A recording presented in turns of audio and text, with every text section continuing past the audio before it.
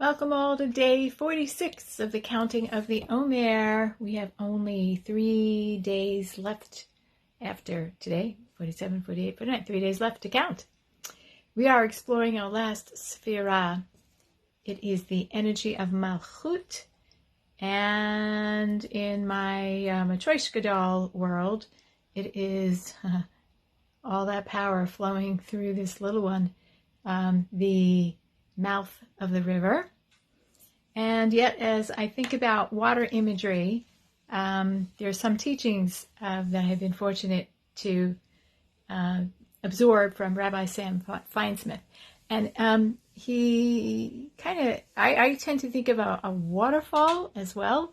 So if you will, for a moment, imagine this huge waterfall cascading down the edge of rocks. Devil's Hop Yard, a bajillion other waterfalls I'm sure that you can think of. And so you've got this powerful water cascading down the rocks. And on the way down at the top, you can see forms and colors that create the energies. So first from Chesed, what color might the boundless, endless kindness, loving connection of Chesed take on for you? Imagine that coming through sort of like the colors of a rainbow. And then dropping down, what form and colors of Geburah, the wise boundaries that keep the spray and form of the waterfall from flying all over the place. Those wise boundaries, what colors might be coming through or shining onto the waterfall. And then, we keep dropping down. Then there's a swirling beauty and balance of Tiferet, followed by the energetic electric force of Netzach pushing the waters ahead. And then, maybe a little hard to imagine, but the calm spaces, this energy surrounding all of the dots, the calm spaces between the pounding waters, which is Hod, and they're filling us with gratitude for the magnificence of the cascading waterfall. And then we have the next energy, the Sphira of Yesod, so movement towards what is right and good, and immediate clarity. There's only one way to go, going down. And then all of these energies are emptying into the reservoir at the bottom of the waterfall, and that's Malchut.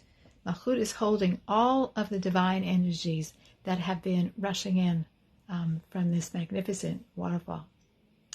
And as this reservoir contains all of God's qualities, and as our oral Torah, called Torah Sheb al Peh, was given from the mouth, we think of speech as the physical manifestation of God and of our inner life. And speech is my exploration of Malchut this week. And in particular, tonight we have the quality of Netzach in Malchut. And so we have the giddy up in Malchut, and I have two thoughts. One is that words have such an incredible lifespan. They are remembered for lifetimes, for generations. The giddy up of words, the energy of words can sometimes just live on forever. And they certainly live on in our minds forever. I'm sure we can all imagine things that have been said to us 40 plus years ago. And then I think about the force we must exert to be mindful of these precious words that have such an impact on what we tell ourselves, what we say to others, and the legacy we leave for those who come after us. And with words being so important, our challenge tonight becomes, how can we use our giddy-up to create conditions that manifest the presence of the divine, that manifest Torah, that manifest our best selves, as Rabbi Margolius teaches? Can we use our Netzach, our giddy-up, as a motivator to catch ourselves when we speak out of habit in ways that may hurt or hinder? Can we use our Netzach to remind ourselves it isn't always about us, and silence may be the wiser choice? Can our Netzach be motivated to pull others closer rather than push them away? May we channel all of our energies, all of that waterfall that's cascading down into Malchut, into choices of deeper connections.